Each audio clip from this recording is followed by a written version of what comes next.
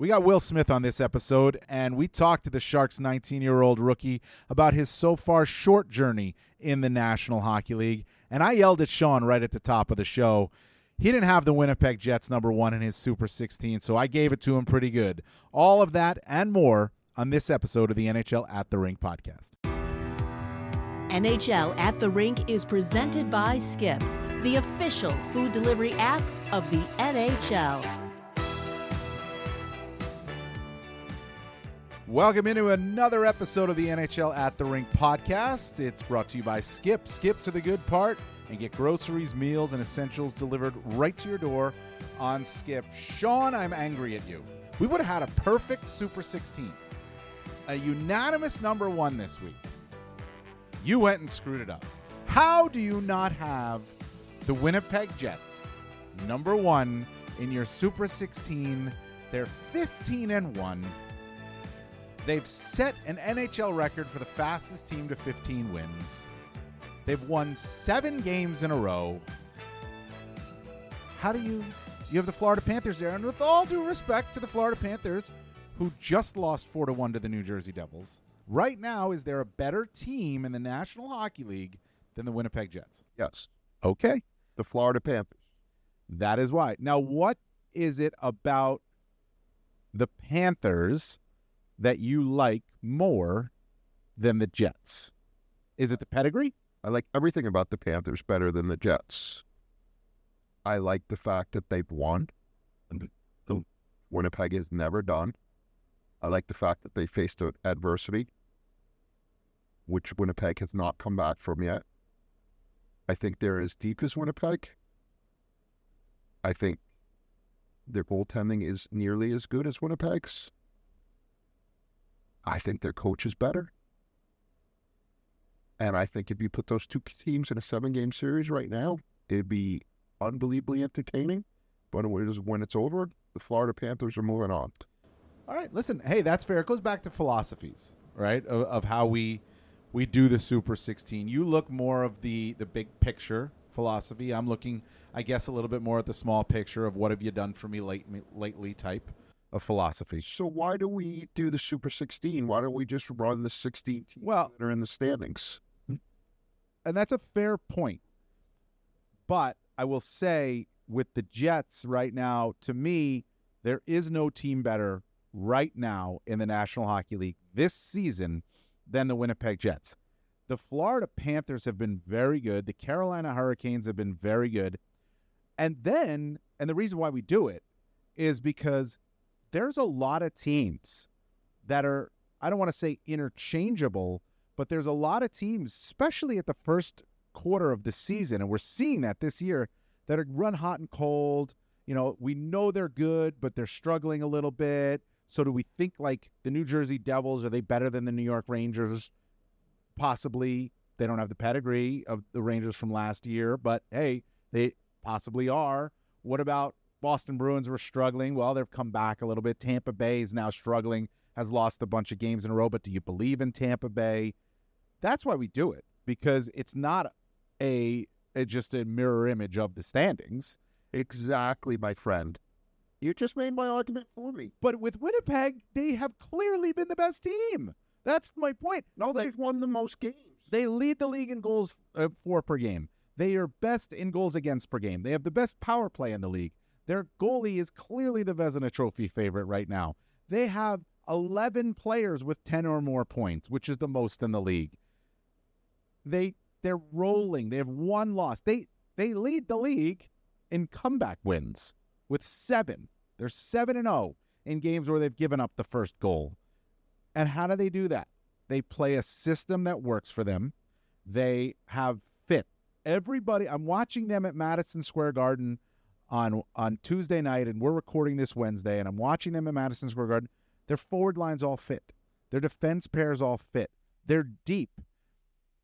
They've got it all right now. And let's not forget, they were really good in the regular season last year too. Then they stumbled in the playoffs. And interestingly enough, I didn't bring it up, but I was talking with Nikolai Ehlers at the morning skate at Madison Square Garden Tuesday, and he brought it up. He said, that was a wake-up call that we needed.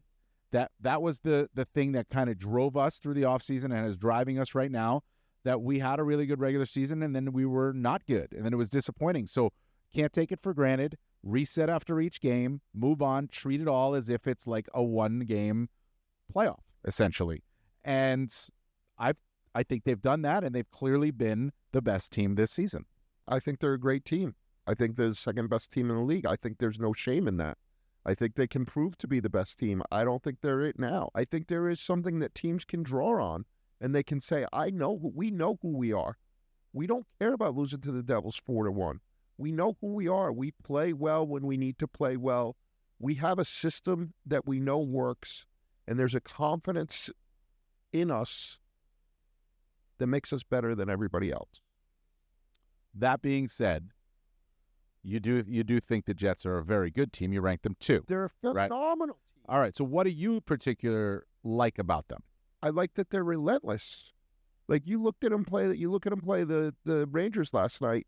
Every time the Rangers got a sniff, the Jets came back and put it out of reach.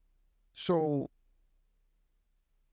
I don't know that there's a shortcoming to this team right now, but I do know I was talking to Don Granato the other day, and he said, and one of the things he said is like, you look at a team like that, and they haven't done anything yet as far as adversity. Scott Arniel, a great coach, has not faced adversity with his team yet. He literally has not had to coach his team yet because they're so good that there hasn't been an issue where he has to step in and say, boys, here's what we got to do. Here's how we got to fix this. And that's going to be the test. Right. And to go back to your original point, which is a very good point on the big picture of it, the Bruins didn't face that, right? They never faced that 2 seasons ago. And then when they got into it, they struggled to handle it. And this is a veteran team that we're talking about in the Boston Bruins. The Jets, I agree with you. And that's why we're talking about this in November. And I think it's going to be very interesting to see what happens when they do. But I will say this. They have been down in games, and they've come back. They've had teams come back on them. The Rangers just did it. And then they've taken their game up a notch. And by doing exactly what they do, which is playing their system well, which is defending hard, which is forcing the other team to make a mistake, and that's exactly how they're winning. They're winning a lot of these games by that method, and it works. So what's going to happen when they face adversity? That's going to be a very interesting. You'd like to think that they will. Boston never did, and maybe that was the most surprising thing about that season. It was kind of a unicorn-type season in that a team never faced adversity. Look, Tampa, when they did it, they really never faced adversity either, and then they got swept in the first round. Winnipeg needs it, right? I mean, like you want to will it to yourself in some way so you can see how you handle it, but you don't want to go try to lose either. Yeah, no, and it's a huge part of, trying to figure out who you are. And I think if you ask Scott Arniel in a very quiet moment, he would like for there to be a struggle. He wouldn't want his team to be 15-1. I could tell you the Bruins coaches, when they went into the playoffs that year, knew there were problems that had been papered over by winning, and they scared them to death. And when those problems reared their ugly head, they couldn't get to the players fast enough because it's so short, the playoffs. During the season, you can get there, right? You can say, hey, this part of our game's ugly. Hey, this part of our game's going to come back to haunt us. You get into a 7-game series, and you don't get that message fast enough, you're out, like the Bruins were, like Tampa Bay was. Look, that's what Mike Sullivan's doing right now in Pittsburgh, is he's telling his team, your game doesn't work. What you think works doesn't work, and if you don't change it, we're done. It's a great transition to the Penguins because we wanted to go there next. Before I respond to Sean, just to let you know, we have Will Smith from the San Jose Sharks, their 19-year-old rookie. We're going to have him. We've chatted with Will Smith. He and Macklin Celebrini, the Sharks are obviously in New York. We're in New York. They came into the NHL office to do a bunch of things. We sat down with Will Smith to talk to him for a little bit about what his short so far NHL journey has been like. So stay tuned for that. But Sean, you brought up the Penguins, and I'm glad you did. Evgeny Malkin had to go out and apologize to the fans for the way they played against the Dallas Stars. And honestly, they could be apologizing after a lot of games. I understand the want and the desire to look at the Pittsburgh Penguins and keep saying, like, well, if they do this, right? If they do that, well, they have Malkin, they got Crosby, and they do, right? And they have Letang and Mike Sullivan, and those are the guys that have been there for a long time. This team's not good enough.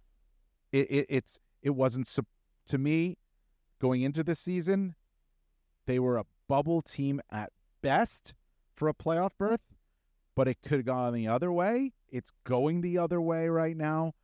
It's not the coach. It's not the legendary players there. They don't have enough. You watch them play, they just don't have enough. And I go back to this point, to this thing that I saw last week when I was there. They were practicing at UBS Arena, the Islanders' home, and Sidney Crosby and Sidney Crosby and Chris Letang were the last two players off the ice, and they were working on things on the ice, and everybody else had come in the room, had changed, and was leaving by the time Crosby and Letang came off the ice. And I'm thinking to myself, if these two guys are on the ice, and I'm a young player relatively new to the Penguins, I don't know, maybe I want to stay out there for as long as they are, just to even watch, just to learn a few things, to be a part of it, to get some chemistry with them. And it didn't happen. And I looked at it and I said, that's a problem. And maybe I'm overreacting or reading too much into one little thing. And maybe that doesn't happen all the time. But I looked at it and I said, that's a problem. Is it why they're losing the way they're losing? I think it plays a role in it. It might. I think the reason that they're losing like they're losing is because they won't change. Yeah. They've been so good for so long, and not for the last 2 years, but for so long, the way that they played worked. And it's because they were better than everybody else. They're not. Sidney Crosby's a great player. He's not the same player he was 3 years ago. Right? You have to change. Everybody has to change at some point. Letang, Carlson, all of them. Like, you got to change your game at some point to reflect where you are in your career. And I don't think they've done that. They're still trying to play the same style that they've always played. They still walk into a third period losing by 2 goals and say, well, we'll just score 3. You're not scoring 3 anymore. Like, you can't go down by 2. You can't go down by 6 in the first period. You're not coming back. That's what they did against Dallas the other night. And there needs to be a fundamental change. And look, I think Mike Sullivan is one of the top 3 coaches in the NHL.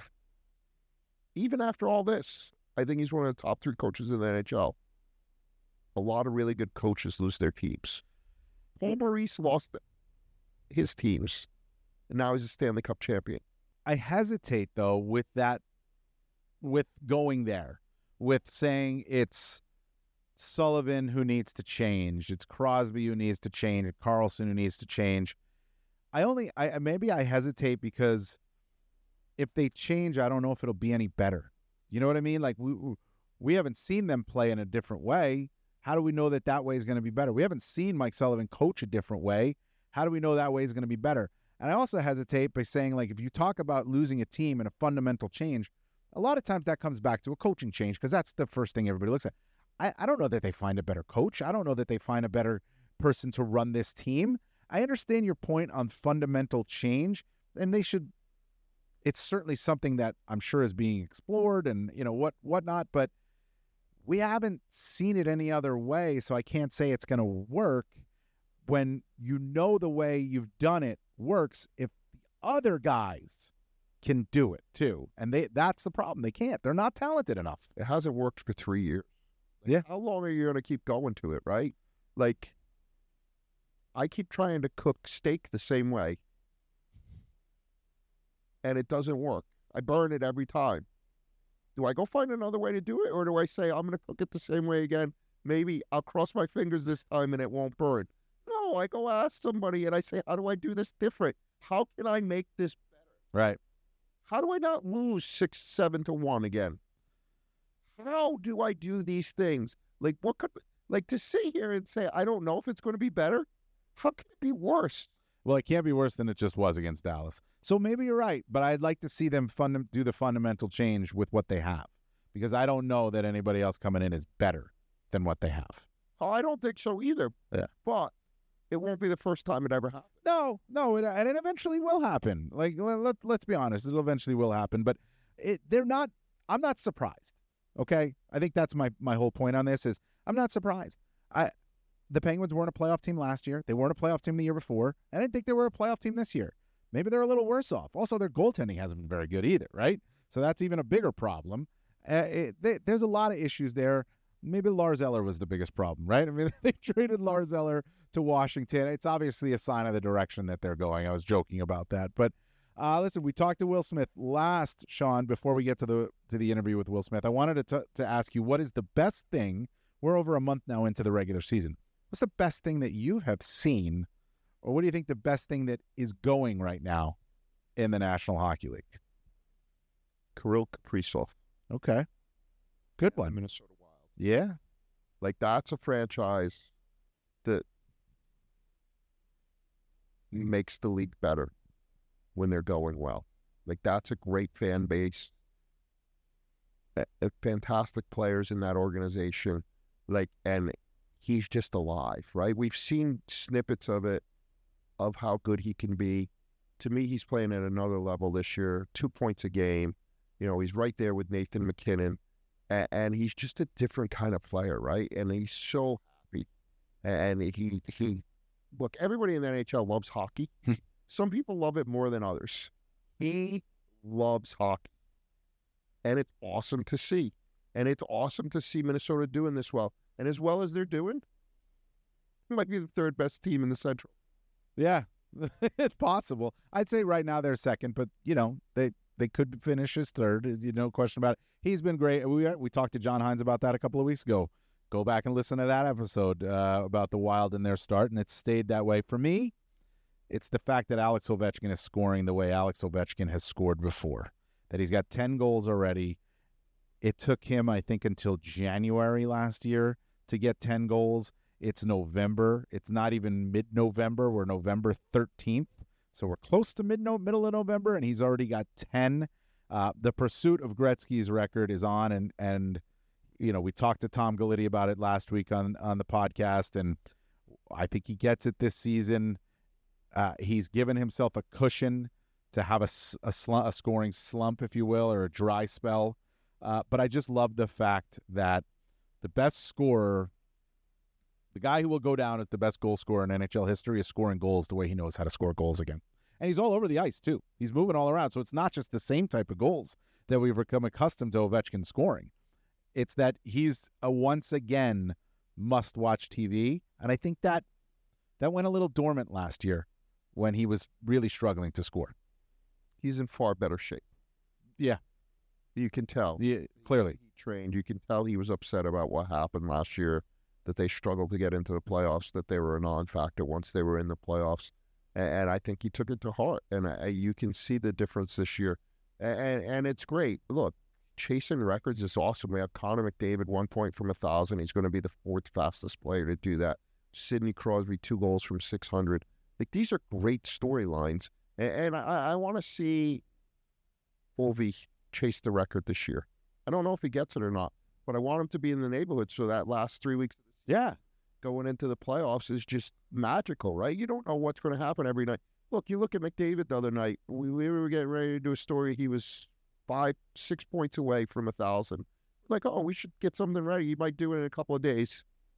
And he scored 5. But he's 1 point away now against the Islanders. And by the end of the game, we were scrambling like, oh, my God, he might get to 1,000. We got to get this rolling. Well, Will Smith has 2 goals, probably 2 of what will be many in his NHL career. We sat down with the Sharks' 19-year-old rookie to talk about the start of his NHL career. In this interview, it's brought to you by Skip. Skip to the good part and get groceries, meals, and essentials delivered right to your door on Skip. Here's Will Smith.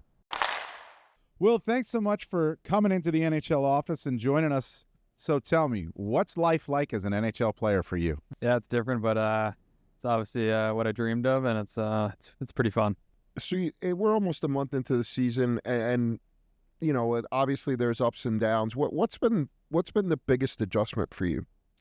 I mean, coming into the season, older guys I talked to said there's going to be ups and downs, and I mean, obviously everyone's stronger, speed picks up, but besides that, you just got to stick with it. I mean, I think 19 years old playing the NHL is what I dreamed of, and I'm just grateful for that. Do you notice that your game has translated? I mean, whether you might have some ups and downs, but your game itself, has it translated well, do you think, to the NHL? Yeah, I think it has. I mean, I've gotten a lot of chances, and obviously, I was an offensive guy, so I think a couple went in, and I think obviously more will come here soon. So I think, just like I said, sticking with it and keep shooting. What was that like, that first goal? Cool. I mean, I kind of blacked out. I don't.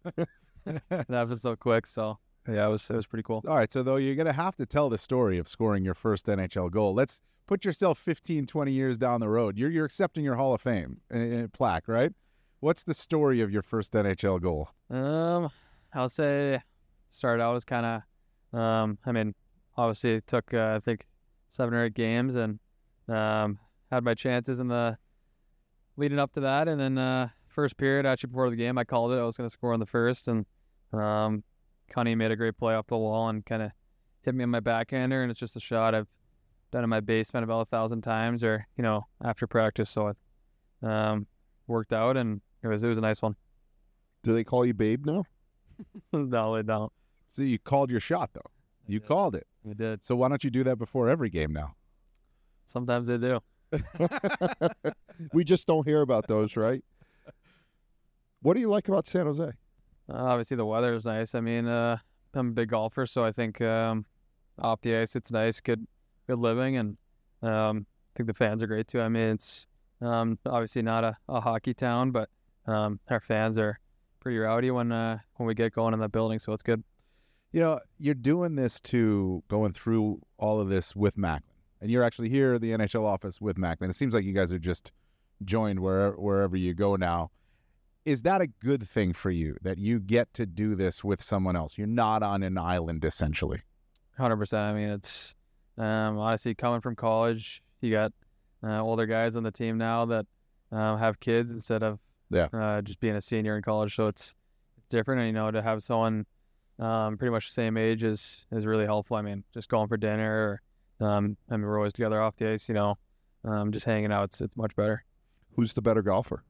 Me. By a lot? Yeah. Where do you go for dinner? And if it's just you two? Usually we have 1 or 2 other guys, but I like looking stuff up on like TikTok and stuff, and going to like the happening spot. Okay, so it's not 5 guys. No, it's not.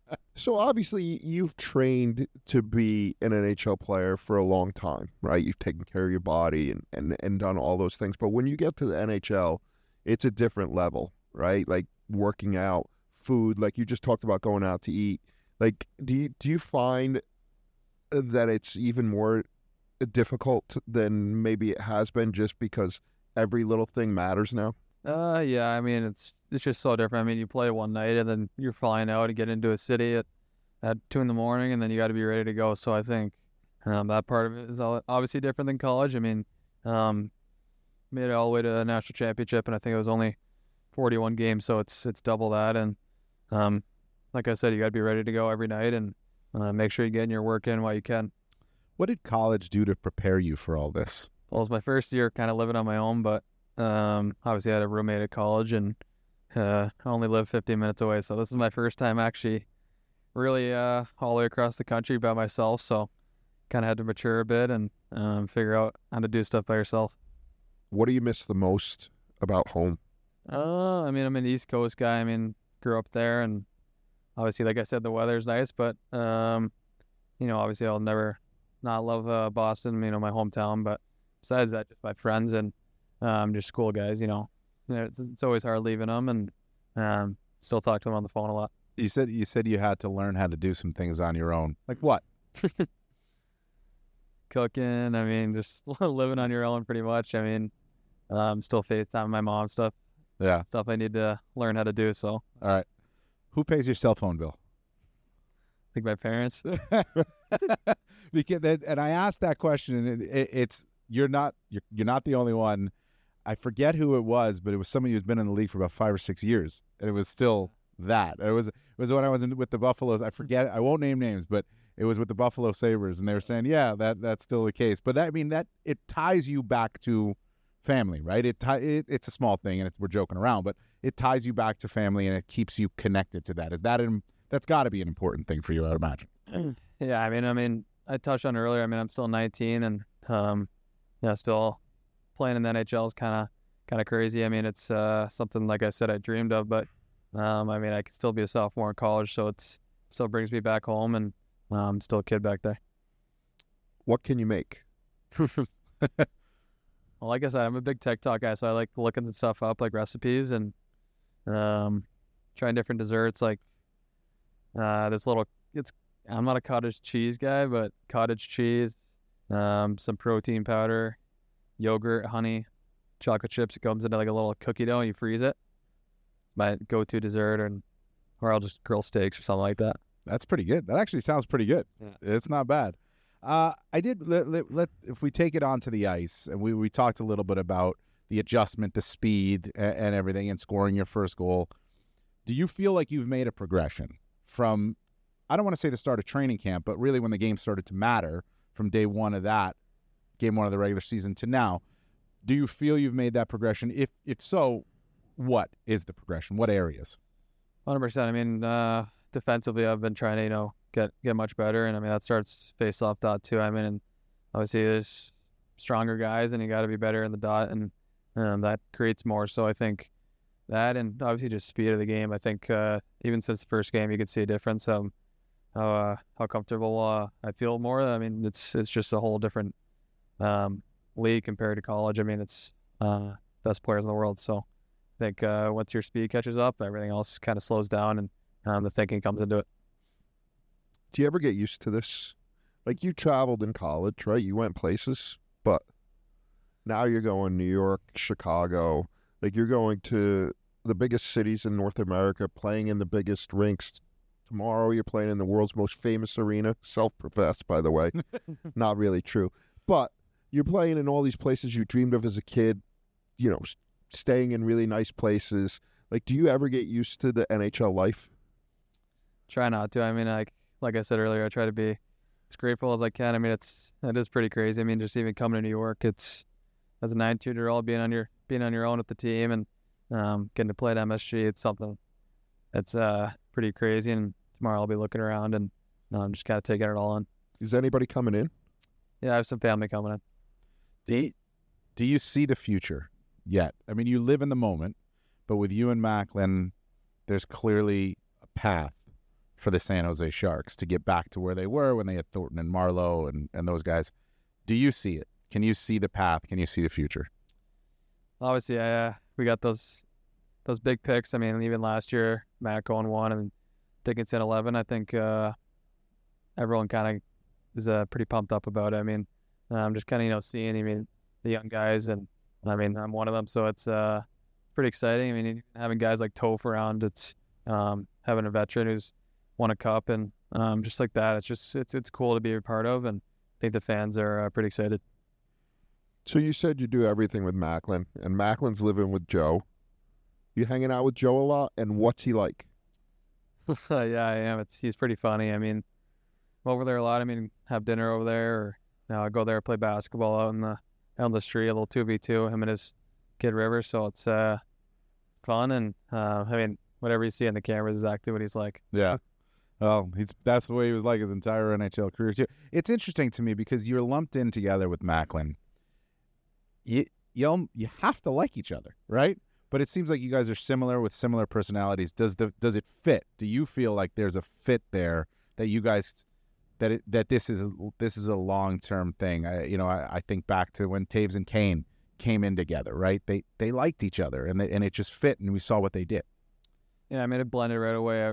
First time we met, and obviously we were rivals in college, and it's pretty funny, that we're going to be together for a while now, so it's pretty good. I mean, we're obviously at all these media things together, but off the ice we're together no matter what, too.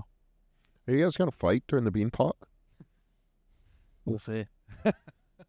Is there? I mean, listen, it's interesting though, because You're just too good. You're two hockey players, but one is a BU Canadian guy. The guy who went to BU is a Canadian. You're a BC guy who's a USA hockey guy. Is there talk about those two? Do you guys? You're together all the time. Do you talk about BCBU? Do you talk about USA Canada? Yeah, we talk about it all the time. Yeah.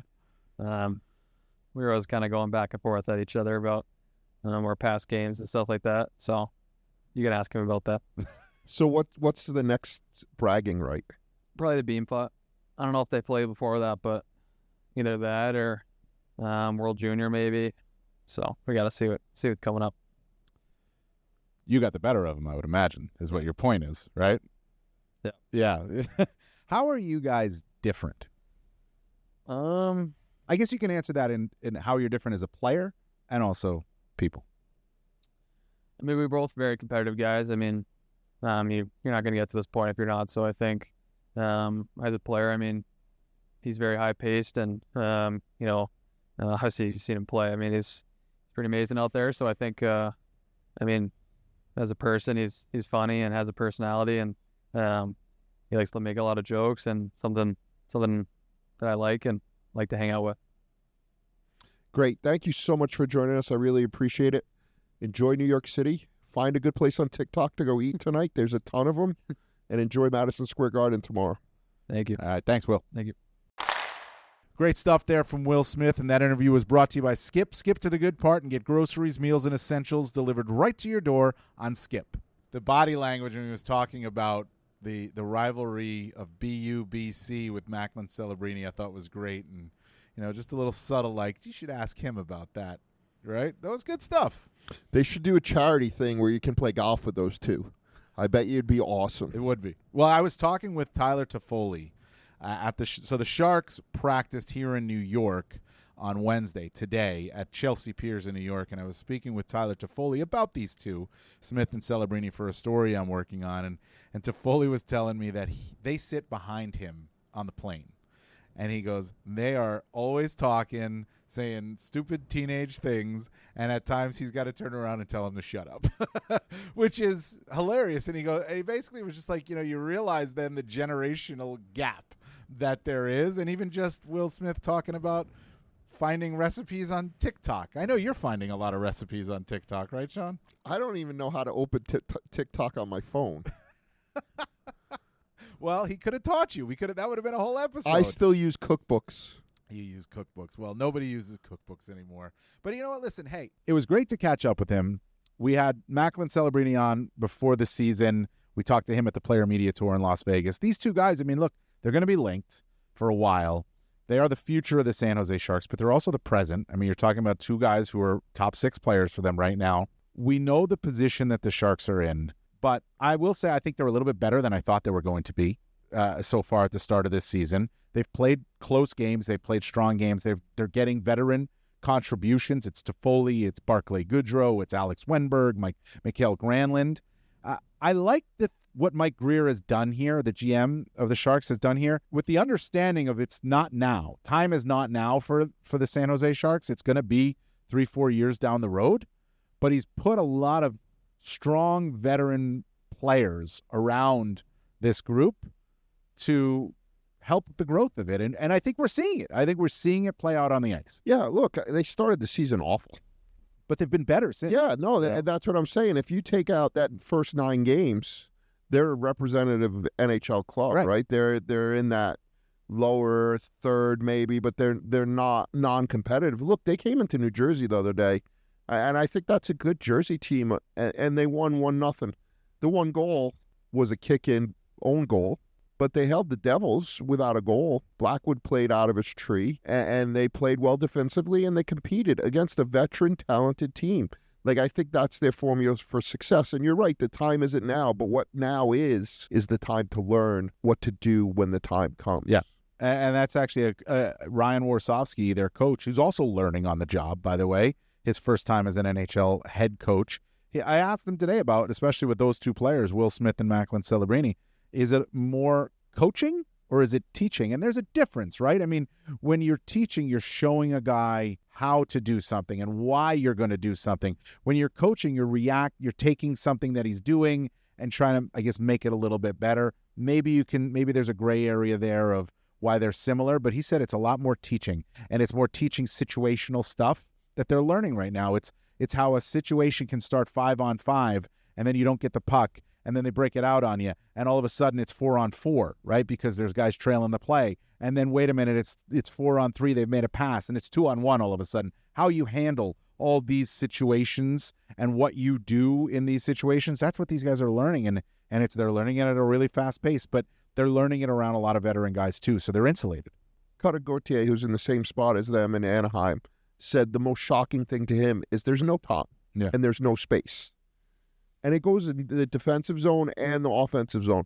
Like when you're supremely skilled and you're playing college hockey and you've given up a step, you can make it up because you're so much better than the guy you're playing against. Same thing offensively. You get a step, nobody's going to catch you. You can almost take your time and figure out how you want to beat the goaltender. That's not happening in the NHL. Not even against fourth line guys. In today's NHL, it is so competitive on the ice. There is no time. There is no space. Everybody has a good stick. Everybody's competing. Because if you don't, there's somebody waiting to take your job. So there's no easy nights. Yeah. And that's what they have to learn is how to apply their skill without the luxury of thinking. That's what they're going through it right now. And you know what? They don't have the worst points percentage in the league. You know who does?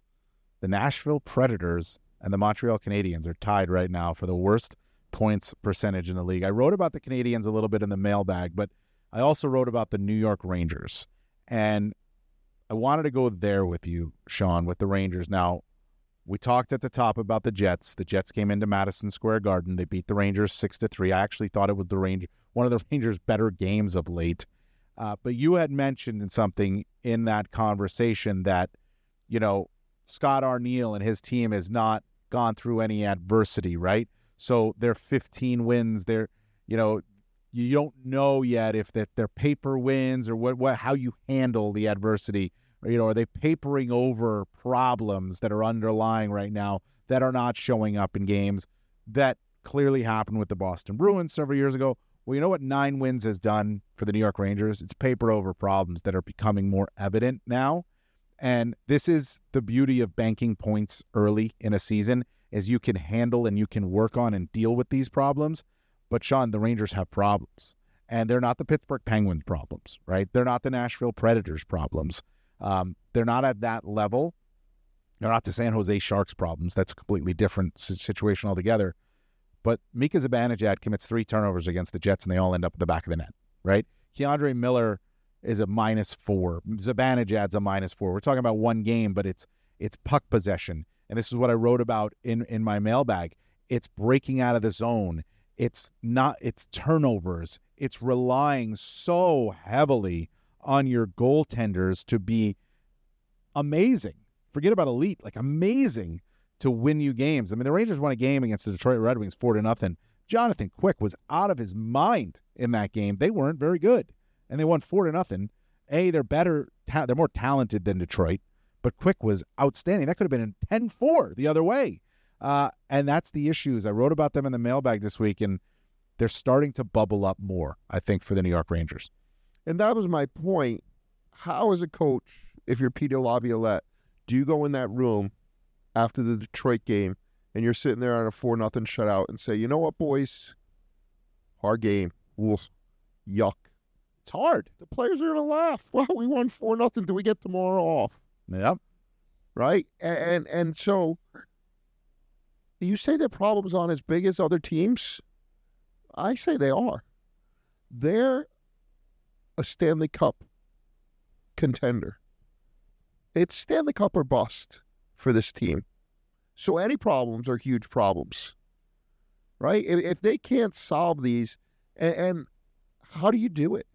Like, they're not taking ice time away. It's a great question. I don't. It's. Do you just ride it out? Well, you make changes to what you did, and that's what Peter Laviolette did. So, right? I mean, he changed every line and every defense pair. It hasn't worked. They're going back to the original lines and defense pairs that they had at the start of the season. They were better then, but so was Igor Shesterkin. I mean, there's only so much a goalie can do, right? There's only so much hero a goalie can, in a goalie. And, so they're going back to it. But you coach. That's what the coach does. He tinkers. He works on different line combinations and defense pairs. You have your group. No one's coming in from the outside right now, right? Maybe you can get, like, Washington just added Lars Eller, right? Maybe you find something like that. But, Lars Eller's coming in to play a role, right? I mean, he's not coming in to change the Washington Capitals, nor should he. They've actually been going quite well. But no one's coming in from the outside right now. You can't call anybody up from the minors that's going to make you better right now. It's just not going to happen. So you got to bring in Matt Rempe. You got to give him time, baby. The Rempinator. I didn't even realize I set you up for that when it was happening. Like, honestly, I did not even realize it. I'll tell you what. They went like 17-1 with Rempe in the lineup last year. Look, you bring him in and you give him Mika's ice time, and things change. Well, he might turn the puck over a little bit more. By the way, because this is a radio-only podcast, nobody can see as they listen how firmly my tongue is in my cheek. Right.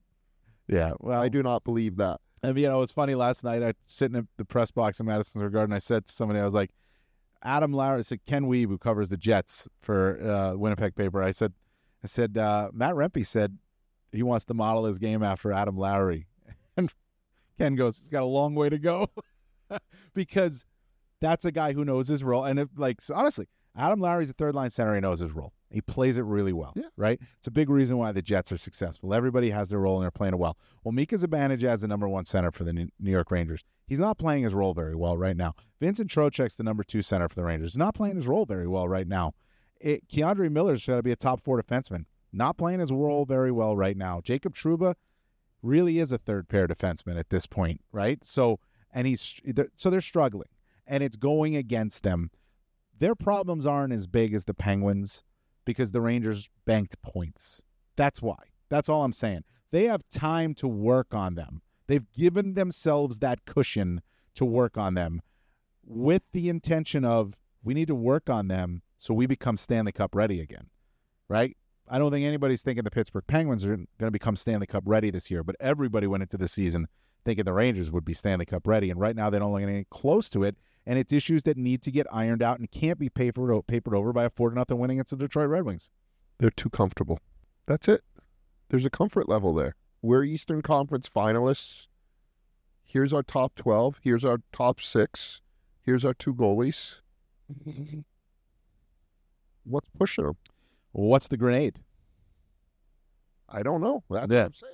I think that's what Peter Laviolette's trying to find out. Is it ice time? Is it taking somebody and stapling them to the bench and saying, he's going to pay for all your sins?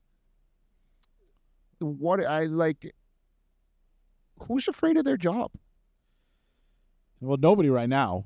No, maybe a fourth liner or whatnot. Maybe like a guy like Zach Jones, but he shouldn't be, right? So you're right. But you know what the thing is too? And I was thinking about this. There's a lot of teams like that, right? We've got the Jets are clear at the top. The Panthers are clear at the top. Right now, the way the Carolina Hurricanes have played and the style that they play and the consistency, they're pretty much up there too. But there's a lot of teams, right, that on a night-to-night basis, there's inconsistency. And maybe it's because we're talking in November. That might have something to do with it, obviously. But the Rangers are not alone. The Devils are this way. The Maple Leafs are this way. The Lightning are this way. I'm just going to the Bruins, clearly. I'm just going in the Eastern Conference, right? The Dallas is out west, and Edmonton and L.A., Vegas. They all kind of similar on a night-to-night basis. What are you gonna get? And there's changes going on in all these places. So we singled out the Rangers. I singled them out because I was asked a question about them in the mailbag, and we talked about it here. But they're not alone. No, and you're right. There's a long runway, but the point I'm making is their problems, which might seem minor because they're going to make the playoffs, are as major because of the stakes. Yeah. No, I will cede to that. Listen, let's talk about something positive. We had the Hall of Fame weekend. I wish I didn't go. You didn't go. Our coverage on NHL.com was just terrific, by the way. Bill Price, Mike Zeisberger, Nick Kotzanika, Dave McCarthy did a terrific job documenting. I thought Jeremy Roenick was the star of the show. Not surprising that he would fight for the camera as he does. What were you shaking your head? I may never get over his induction speech. It was legendary. The bathroom Yeah. Mike Keating story. Yeah. I might be scarred for life. That was a tough But one. that's Jeremy nailed to a T. Yeah. That was a bit of a tough one to handle, but you know what? That is him. He loves the camera. He goes for it. And it was a great week. Listen, it was a great weekend for those 7 that got inducted and a celebration of the history of the game. But of course, when we do these things, right, we always look ahead. All right, that class is in. That's great. Good for them. They had their weekend. Who's next? The next year's class is insane. The next year's class, I apologize if you are a holdover who did not get in. Alexander McGillney, Patrick Marlowe, Rod Brendamore, whoever you may be, have been trying and waiting and hoping to get in. It ain't happening next year. 4 males can go into the Hall of Fame in 1 year. Play in the player category.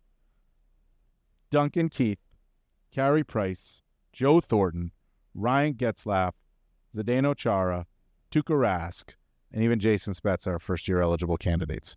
Only 4 of them can make it. So a very deserving Hall of Fame candidate is going to be left out in his first year of eligibility, which happens a lot. That's not, but it's a very strong class. So I'll give you my 4 that I think should get in. Duncan Keith should be a lock. I think Joe Thornton should be a lock. Zdeno Chara, to me, is a Hall of Famer. And Carey Price is the other one for me. Ryan Getzlaff would be the other one, who in any other year probably would be a lock. But I'm giving it to Carey Price over Ryan Getzlaff. I don't disagree. I think I would go Getzlaff over Price this year. First time out, just because I just think he's had a bigger impact. But I don't think Alexander McGillney's ever making the Hall of Fame. Yeah, and it's a shame. I almost used the swear word. Yeah, it's a travesty. It is an incredible travesty. I don't know what the issue is. The man played hockey like few other people have ever played it. The numbers are there. The impact's there. When you think about when he came into the league and what the political situation was like, everything, the odds that he fought against, the brilliance that he played the game, the joy that he played the game with, it tarnishes the Hall. Listen, I've used this comparison. I've written it every year when we talk about candidates for the Hall of Fame when it comes to Alexander McGillney. Paul Kariya got in 2017. McGillney played 1 more game than Paul Kariya. 1 more game. He scored 71 more goals than Paul Kariya. He had 43 more points than Paul Kariya. He won the Stanley Cup. Paul Kariya didn't. He won an Olympic gold. How is Paul Kariya in and not Alexander McGillney? Or let me reverse that. How is Alexander McGillney not in if Paul Kariya is in? And I'm not saying Paul Kariya shouldn't be in. It's unbelievable. There's one player comparison right there that tells you, well, that guy should be in. He's not getting in next year, Sean. It's indefensible. To me, it's an unbelievable, unjust travesty. Well, there's been some changeover on the selection committee, right? There was a little bit of more changeover on the Hall of Fame selection committee. So maybe things do change, but not next year because the first-year eligible candidates. Now, you agree with me that Duncan Keith is a lock, I would imagine. Joe Thornton, who is now guiding the guiding light for Macklin Celebrini and Will Smith, which I think is terrific because, who else would you want to learn from but Joe Thornton? Who also, by the way, is having his number retired this upcoming week. We're sending Mike Zeisberger out there to cover it. That ought to be something. And he's having an alumni, kind of the old school soccer testimonial game where he's bringing all his buddies in and they're going to play a little alumni game the night before. It's going to be epic. Yeah. I hope he doesn't score 4 goals. Zeiss is the right one. Oh, yeah, I hope he doesn't score 4 goals. We're not going to get into that, but I hope he doesn't score 4 goals. If you know the story, you know what we're talking about. If you don't, look it up. But we're not going to talk about it here. Listen, so he's getting his number. He's a lock. Chara, complete lock. Has to be, right? I've seen some in places where people were wondering if he is a lock or not. It's the Hockey Hall of Fame. It's not the NHL Hall of Fame. First of all, he's an NHL Hall of Famer, Yeah. and then you put all the stuff he did for Slovakia on top of it. It's a no-brainer. The guy was he was stalwart for 20 years. The most consistent, one of the most consistent players we've ever seen, or at least of this generation, right? No. He's a lock. So I went Carey Price over Ryan Getzlaf because Carey Price, for a handful of years, was the best at his position. He won the Hart Trophy, won the Vezina. He never won the Stanley Cup. That's not his fault. Henrik Lundqvist never won the Stanley Cup. Roberto Luongo never won the Stanley Cup. It's not their fault, right? Well, I mean, Luongo had something to say about it, but regardless, that's why he's the all-time leader in wins for the Montreal Canadiens, which is no small feat. No. Okay, and he was for a handful of years, for 4 or 5 years, Carey Price was the best at his position, and he was derailed by injuries, but I don't think that should take away at all from him. I put him in over Ryan Getzlaf, whereas I respect Ryan Getzlaf and the career he had, 17 seasons with the Ducks, just, a legend in Anaheim, no question about it, won the Stanley Cup. There was he wasn't the best at his position, right? He may not, his position included Sidney Crosby for his entire career, but he wasn't the best at his position. There were times where you wondered if he was even the best on his team. They had Teemu Selanne. They had Corey Perry, right? Carey Price was the Montreal Canadiens, and that's why I would go him. I understand it, and he's going to get in. Well, I think he's a lock just based on reputation. He's going to get in. So my championing of Ryan Getzlaf, regardless, I don't have a vote. That's just the way I feel. He made the Anaheim Ducks relevant, and that's no small feat. Yeah, you could argue that he had help with Teemu Selanne doing that too. Yeah, but he was the guy. He was the captain. He was always in the front. But before we get off the Hall of Fame topic, I have to congratulate our good friend, Scott Burnside, who went in the writer's wing. I think we might have done this last week. You did it last week. And I'm doing you could do it again. Because it was a fantastic ceremony. And we've never known anybody that's gone into the Hall of Fame.